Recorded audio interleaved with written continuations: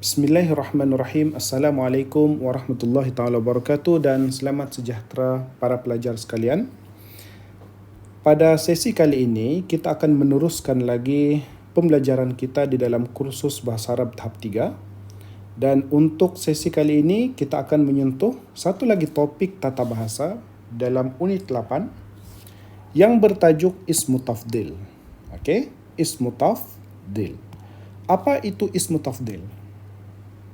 Kalau kita tengok takrifan yang diberikan oleh penulis buku ini, Ismu Tafdil ialah kata nama yang menunjukkan kepada sesuatu yang lebih besar, lebih banyak dan lain-lain. Yang penting ada lebih di hadapan dia tu.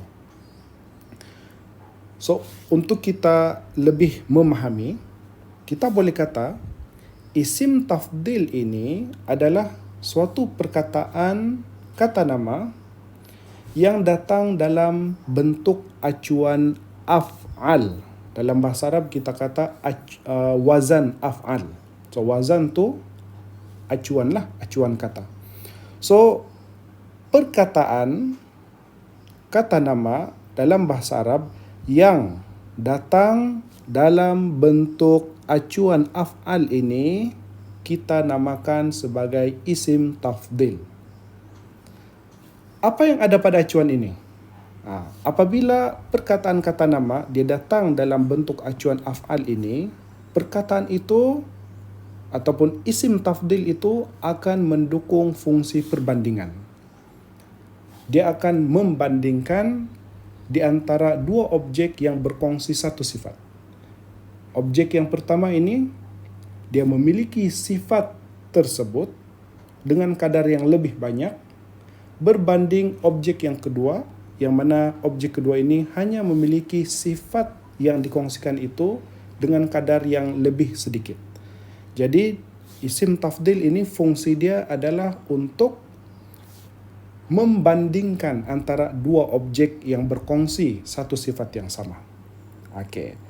Untuk lebih memahami apa yang saya terangkan ini, so kita tengok terus contoh yang saya tulis di hadapan ni lah. Okey, kalau kamu tengok, kita tengok contohnya perkataan kabirun. Okey, sekarang saya akan perlihatkan kepada kamu bagaimana kita mengubah perkataan kata nama menjadi isim tafdil menggunakan acuan af'al. Kemudian kita akan tengok apakah bentuk perubahan makna yang berlaku pada perkataan ini. Okey, kita tengok. Kabirun bermaksud besar. Kabirun tu maksud dia besar. So, apabila perkataan kabirun ini adalah tergolong dalam golongan sifah musyabbahah, di dalam bahasa Arab kita gelar dia sebagai sifah musyabbahah yang memberi maksud besar, dan besar ini adalah sifat. Kabirun besar. Dia memberi maksud sifat yang besarlah kepada sesuatu objek. Okey. So kabirun besar ini bila kita ubah dia menjadi isim tafdil, kita kena ubah dia mengikut acuan af'al. So macam mana kita ubah supaya dia mengikut acuan af'al? So kaf ini kita akan masukkan dalam acuan ini pada posisi huruf fa. Kemudian huruf ba di sini kita akan masukkan pada acuan af'al ini pada posisi huruf ain. Kemudian yang terakhir huruf ra di sini kita akan masukkan dia pada acuan af'al ini pada posisi huruf lam. Kemudian barulah kita akan tambah huruf alif di hadapan dan akhirnya apa yang kita akan dapat? Kita akan dapat bentuk akbar. So akbar di sini adalah bentuk isim tafdil. Inilah isim tafdil, versi isim tafdil bagi kabirun. Sekarang bagaimana pula maksud akbar? Akbar di sini maksudnya berubah menjadi lebih besar ataupun terbesar. Jadi akbar di sini dia sudah mendukung fungsi perbandingan. Tadi asal dia adalah kabirun. Kabirun tu maksud dia besar. Dan bila kita ubah kabirun ini menjadi isim tafdil dan kita ubah bentuk dia mengikut acuan af'al, akhirnya kita akan dapat akbar. Dan berubahlah maksud akbar itu menjadi lebih besar ataupun terbesar. Inilah isim tafdil yang kita kata perkataan yang datang ataupun hadir dalam bentuk acuan af'al ataupun dalam wazan af'al dan dia mendukung fungsi perbandingan. Okey, sekarang kita tengok pula contoh fungsi perbandingan yang didukung ataupun diberikan oleh akbar ini melalui pembinaan ayat. Okey. So untuk kita menggunakan isim tafdil di dalam ayat bahasa Arab, kita terikat dengan beberapa formula rantai kata. So antaranya adalah formula rantai kata ni lah. Okey, formula rantai kata ini. A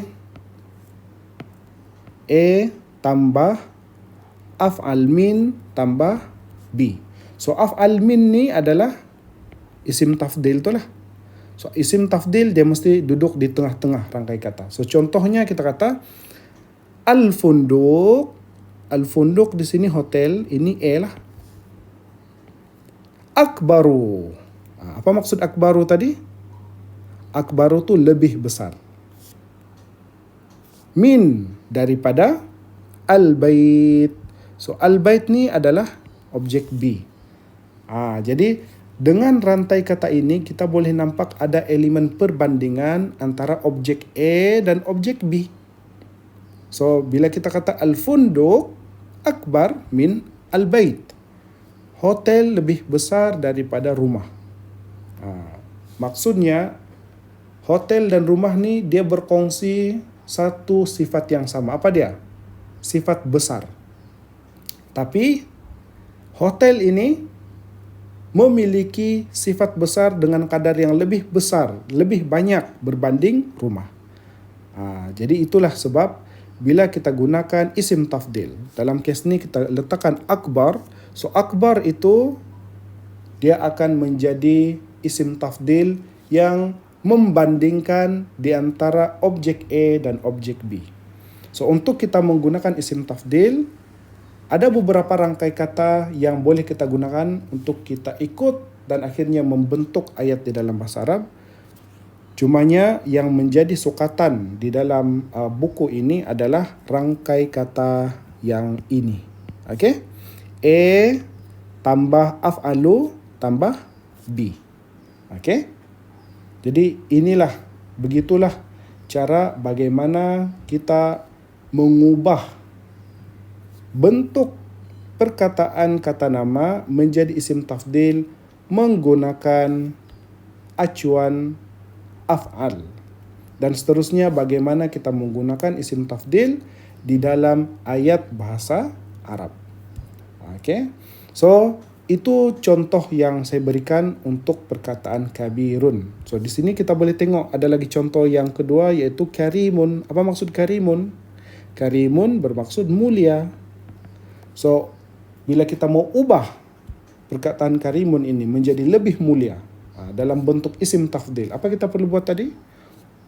Kita kena padankan, samakan binaan perkataan karimun ini mengikut, kita kena ubah suai perkataan karimun ini, bentuk perkataan karimun ini mengikut acuan af'al.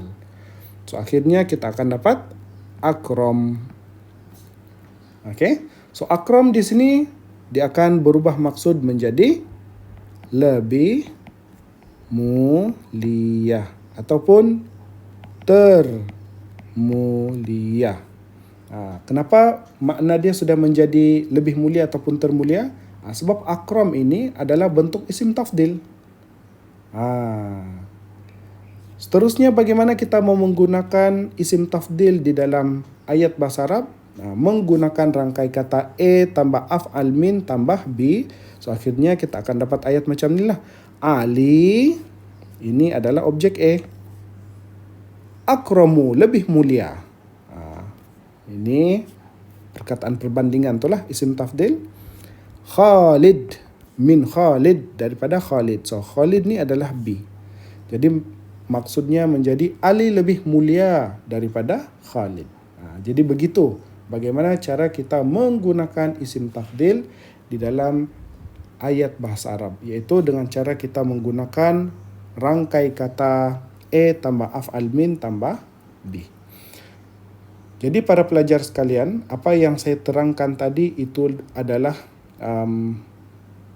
konsep penting yang perlu kamu fahami dan teknik penting yang perlu kamu kuasai untuk menguasai penggunaan isim tafdil yang sebenar. Okey?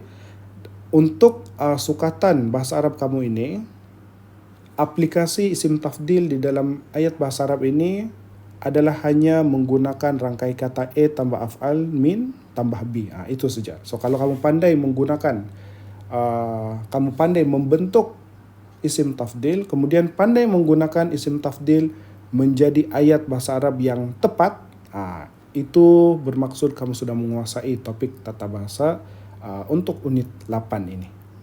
Okey? Cumanya kita akan tengok selepas ini ada satu lagi bentuk rangkai kata penggunaan isim tafdil yang diperkenalkan oleh penulis buku, dan saya rasa penulis buku hanya mahu untuk menunjukkan kepada para pelajar semua yang bukan satu sahaja bentuk rangkai kata yang boleh digunakan dalam bahasa Arab untuk kita apply isim tafdil ini. Ada beberapa rangkai kata yang lain lagi, cuma dia ketengahkan tambahan satu lagi rangkai kata yang boleh digunakan lah. Tapi itu lebih kepada pendedahan sahajalah. Yang lebih penting adalah kamu menguasai rangkai kata A tambah af'al min tambah B.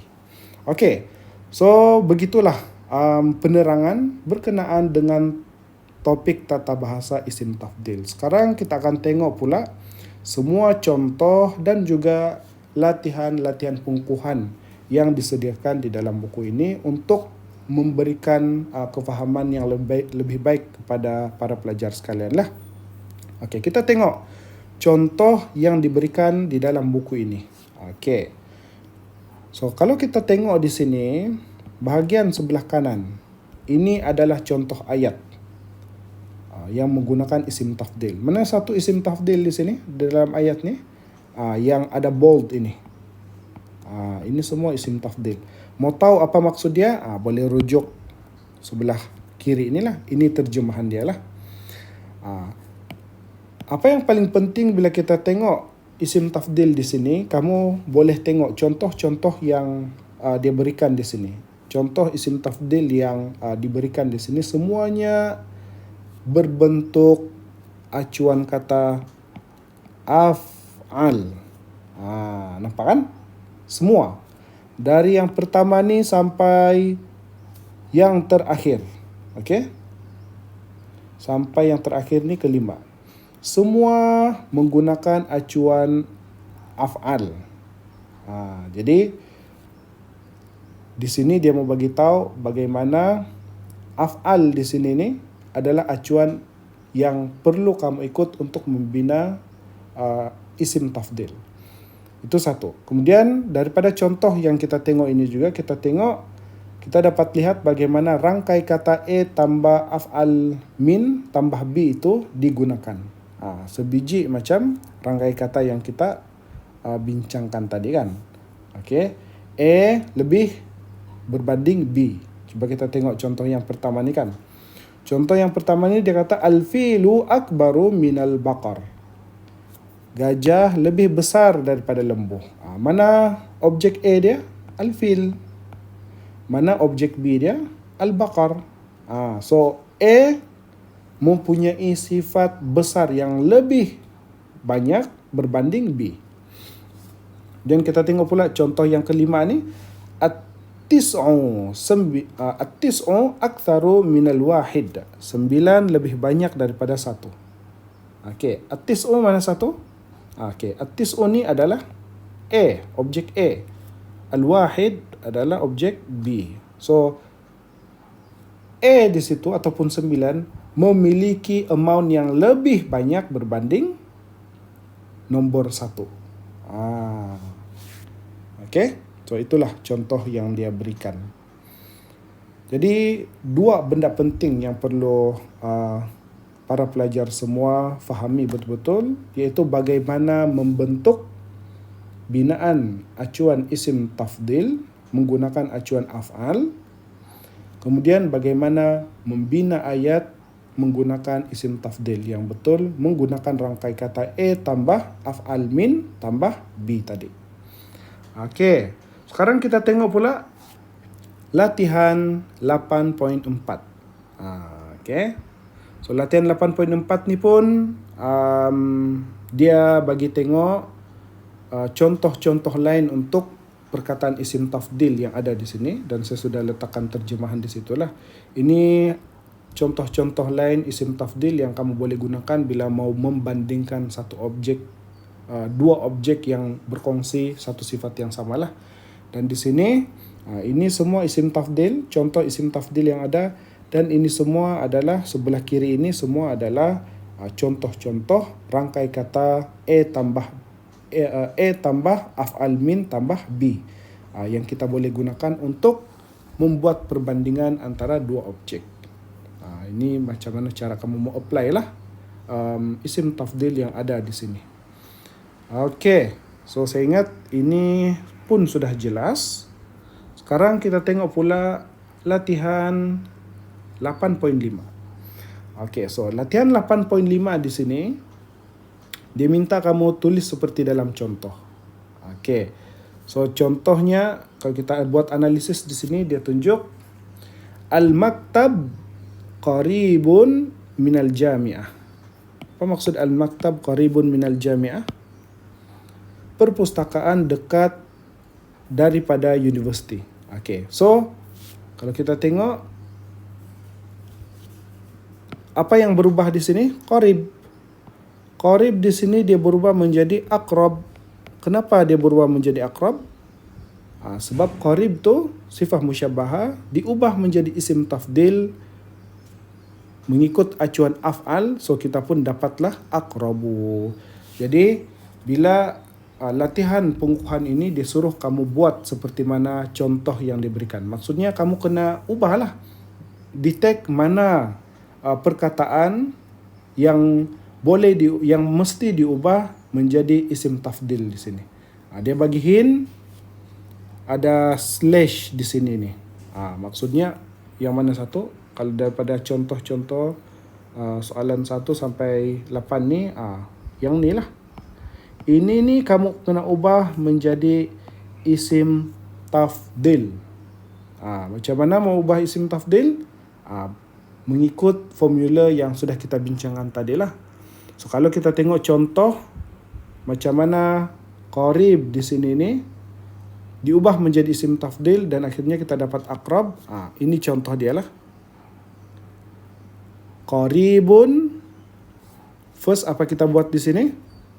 Qaribun di sini dia ikut acuan af'al. Diubah suai binaan kata dia mengikut acuan af'al. Yang mana qaf itu dia mengikuti acuan af'al dalam posisi fa, kemudian ra pada posisi ain, ba pada posisi lam, barulah kita akan dapat bentuk isim tafdil untuk qaribun adalah aqrabu. Lepas kamu sudah ubah perkataan-perkataan menjadi isim tafdil, salin balik semua ayat tu dan tulis semula ayat ini, ayat itu di sini beserta dengan perubahan isim tafdil. Macam ni. Beserta dengan perubahan isim tafdil. Okey. Jadi tolong para pelajar sekalian siapkan latihan pengukuhan ini ya.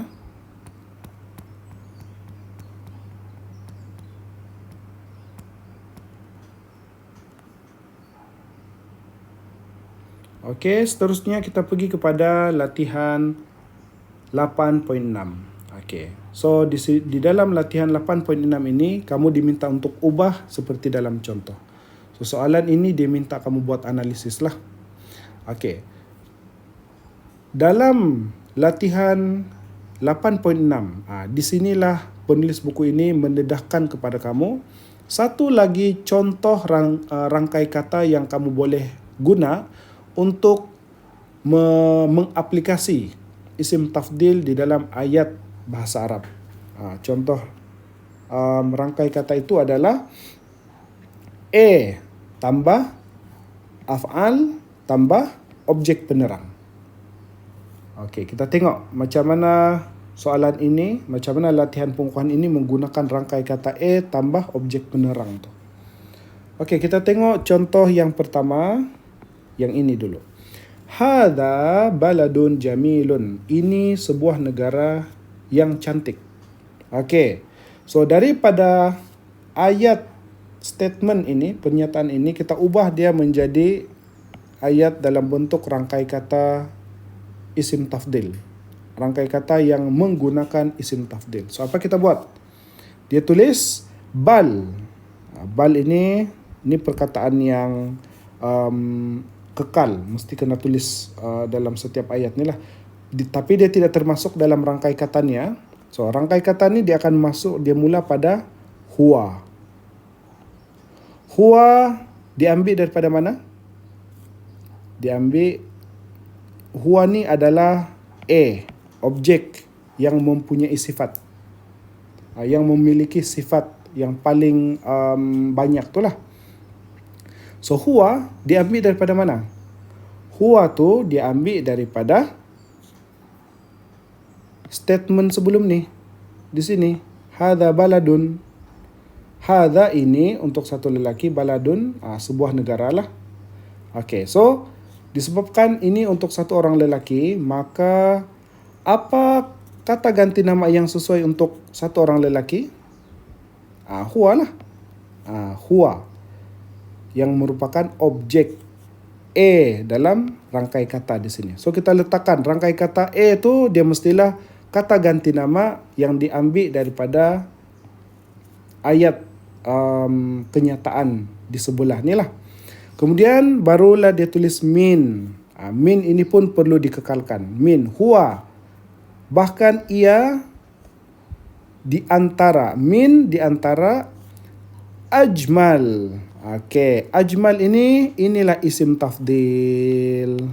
Inilah isim tafdil, af'al. Di tengah-tengah ni. Okey. Okey, dia isim tafdil kepada perkataan mana ni? Ajmal. Kepada perkataan jamil. So jamil ni sifat musyabbahah. Kita ubah dia menjadi isim tafdil, jadilah dia ajmali. Okey, yang tercantik. Kemudian barulah di belakang sekali ni al-bilad. Al-bilad ni kita ambil daripada mana? Al-bilad ni kita ambil dari sini. Negara. Tapi negara dalam statement di sini ni dia dalam bentuk mufrad tau. Mufrad. Untuk kita gunakan bilad ini di dalam ayat jawapan, bilad itu perlu balad. Di sini balad kan? Balad itu bentuk mufrad. Bila kita menggunakan balad dalam jawapan ini, okey, dalam jawapan ini kita perlu ubah balad tu menjadi jamak. Jamak yang ada plus alif lam di hadapan dia. Dia ada alif lam di sini ni.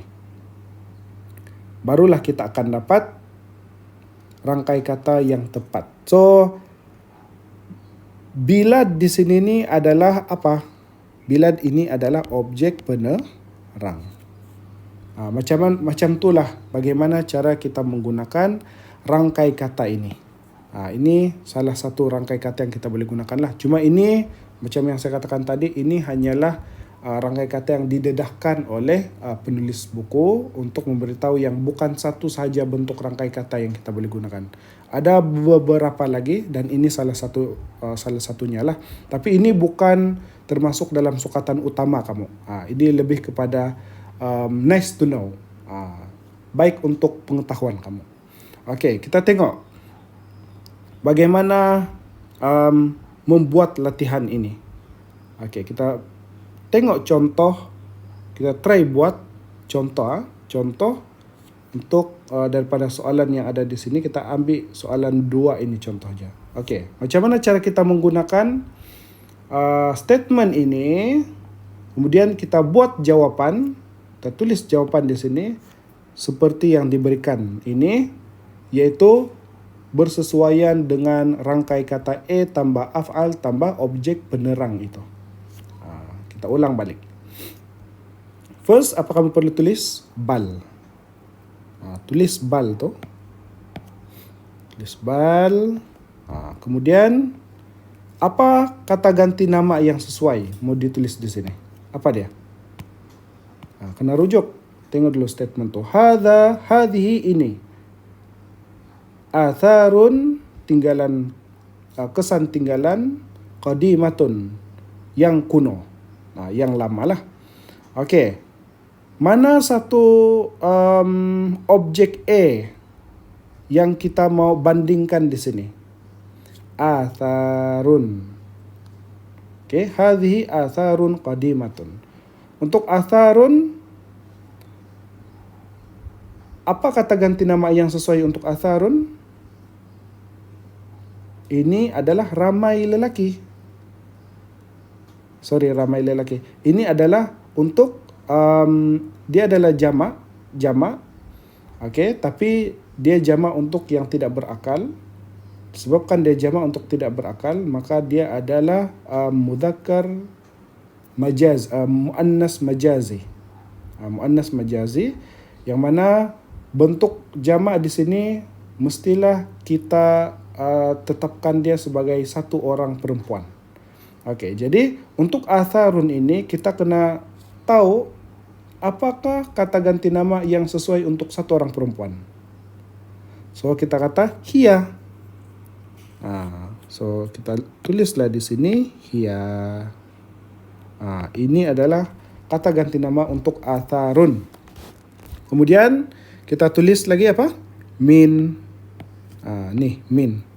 Kita salin di sini min. Okey, sekarang isim tafdil. Kita mau buat isim tafdil. Mana satu isim tafdil yang sesuai untuk kita ambil daripada petikan ni?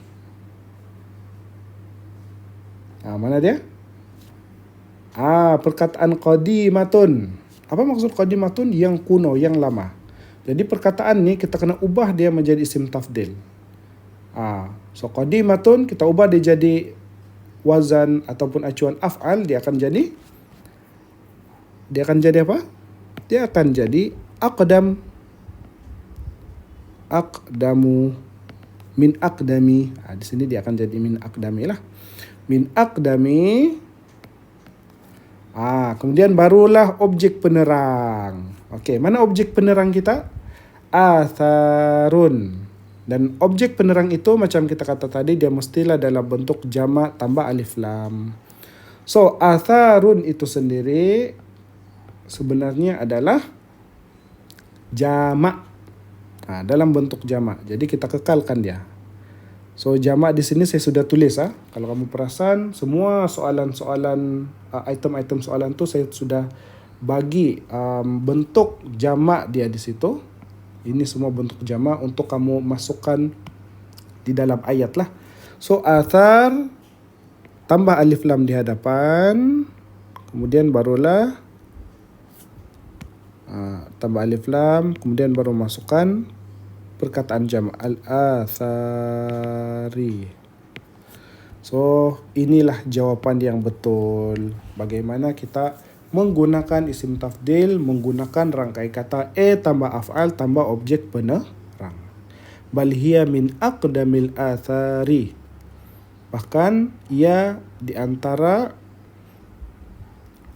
kesan peninggalan yang paling lama. Dia akan jadi begitulah. Okey. Jadi mohon kepada para pelajar sekalian untuk menyiapkan latihan 8.6 seperti yang sudah kita bincangkan sebentar tadi.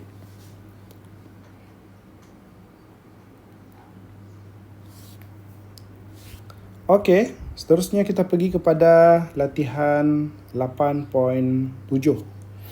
So So 8.7 dia minta kamu susun perkataan berikut menjadi ayat seperti dalam contoh lah.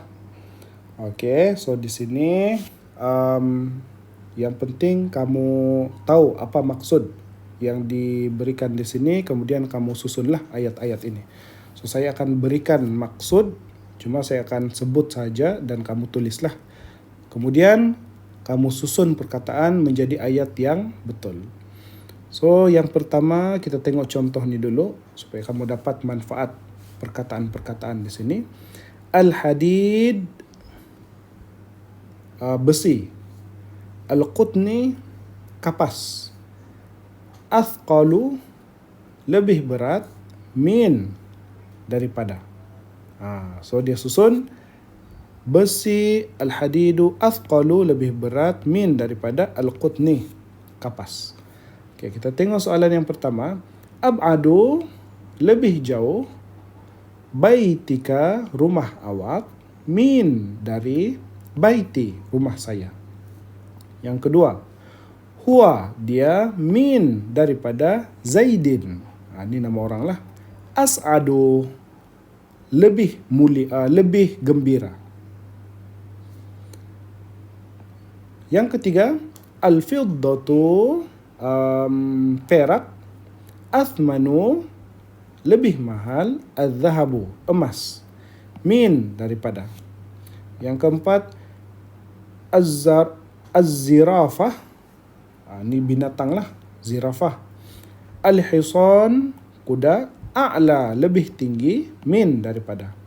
Yang kelima, min, daripada. Anfa'u, lebih bermanfaat. Al-lu'batu, patung. Al-kitabu, buku. Yang keenam, aqrabu, lebih dekat. Al-madinatu, bandar. Min, daripada. Jami'atuna, universiti kita. Kemudian al-qitaru, kereta api. Min, daripada. At-ta'iratu, kapal terbang. Asra'u, lebih laju. Yang ke-8, aqdamu, lebih lama. Min, daripada. Hadha, al-libas, baju ini. Dhalika, al-libas, baju itu. Okay. So tolong siapkan latihan 8.7.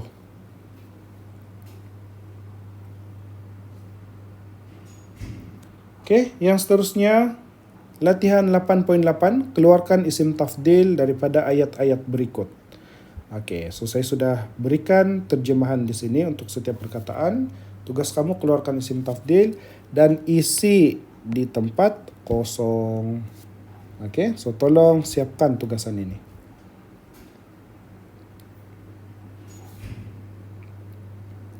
Okay, kemudian latihan yang terakhir, bina ayat seperti dalam contoh. Di sini saya sudah berikan maksud lah. Di bahagian ini, sebelah kanan, ini semua adalah contoh-contoh isim tafdil. Dan dengan isim tafdil ni kamu kena buat ayat seperti yang diberikan dalam contoh. So kamu kena buat ayat sendirilah.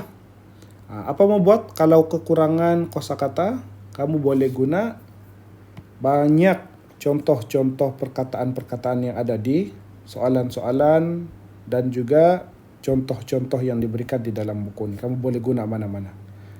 Okay, yang penting kamu kena siapkan dan buat ayat yang betul. Okay, jadi tolong siapkan latihan 8.9.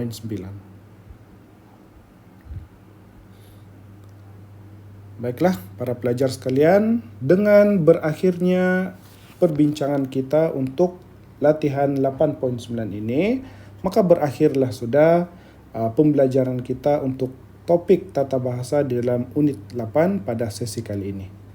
Okey, jadi tolong siapkan tugasan-tugasan yang diberikan dan kita akan bertemu lagi di dalam kelas bersemuka yang akan datang. Sekian daripada saya. Assalamualaikum warahmatullahi dan selamat sejahtera.